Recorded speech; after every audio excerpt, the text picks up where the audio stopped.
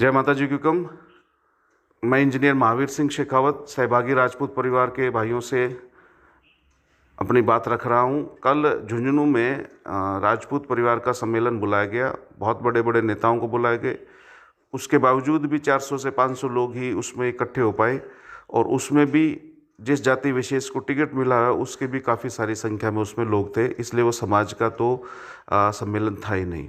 अब मैं आपको बात रख दूं कि आप कहोगे कि समाज के इतने प्रमुख नेता आके बैठ गए। प्रमुख नेताओं को आके बैठना था क्योंकि वो किसी पार्टी विशेष से जुड़े हुए हैं, तो उन्होंने अपनी राजनीति करनी थी। हम सामाजिक लोग हैं, हम सरेआम उस आदमी का विरोध कर सकते हैं, उस व्यक्ति का विरोध कर सकते हैं जो हमारे खिलाफ गलत बोलता है, एक दूसरा जो हमारा इतिहास बदलता है। दोनों के खिलाफ हम ओपनली बोल सकते हैं, पर राजनेता कभी ऐसे ओपनली बोलता नहीं है। राजनेता तो दूधारी तलवार का इस्तेमाल करता है। मैं आपको यकीन दिलाता हूँ, जितने भी मंच पर बैठे थे उनको मैं सबको व्यक्तिगत रूप से जानता हूँ। इनमें से एक भी व्यक्ति जो आज अखबार में छपा है कि राजपूत समाज भारतीय जनता पार्टी को समर्थन देगा, उनमें से एक भी व्यक्ति अपने मन से भारतीय जनता पार्टी के इस प्रत्याशी को समर्थन अपना नहीं दिलाएगा, क्योंकि उनको पता है कि राजपूत इस बात को एक्सेप्ट ही नहीं करेंगे। गाँव के वो इसका भरसक विरोध कर रहे हैं।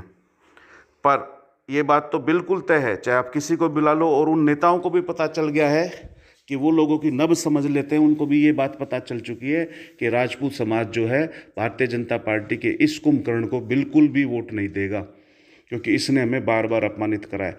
पर हमें इस चीज़ में जो हमारे कुछ कांग्रेस के भाई हैं वो लालायित हो रहे हैं कि इस बार हम भारतीय जनता पार्टी को वोट नहीं देंगे, तो वो सोच रहे हैं कि हम कांग्रेस में चले जाएं। पर कांग्रेस में भी जाने का हमारे पास कोई कारण नहीं, क्योंकि हम लोग कांग्रेस के खिलाफ में ही ये भारतीय जनता पार्टी की स्थापना करी थी।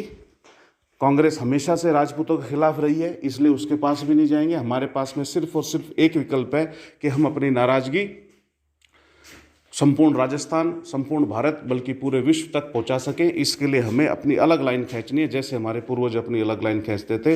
हम झुंझुनू लोकसभा चुनाव 2024 में नोटा का बटन दबाएंगे, जो सबसे नीचे वाला 9 नंबर पर होता है। जय हिंद, जय भारत, भारत माता की जय।